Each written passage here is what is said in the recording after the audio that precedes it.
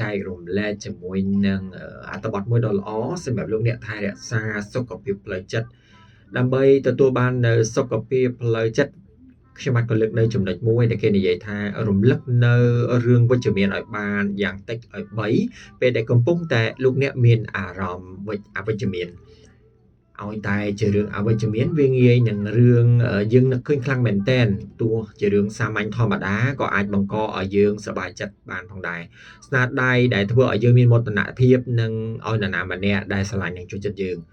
បើឆ្លើយតបទៅនឹងខ្លួនឯងបើសិនជាលោកអ្នកកំពុងតែមានបញ្ហាផ្លូវចិត្តឬកំពុងតែគិតអវិជ្ជមានចំពោះខ្លួនឯងនោះយើងគួរតែសួរថាតើយើងនឹងផ្ដល់យោបល់និងឆ្លើយបែបណាចំពោះស្ថានភាពបែបនេះអញ្ចឹងយើងនឹងធ្វើការថ្លឹងថ្លែងអំពីគំនិតនិងដំណោះស្រាយដែលល្អសម្រាប់ខ្លួនឯងយើងគួរតែគិតនៅចំណុចល្អៗដែលខ្លួនយើងមានគិតនៅចំណុចល្អៗដែលយើងបានធ្វើ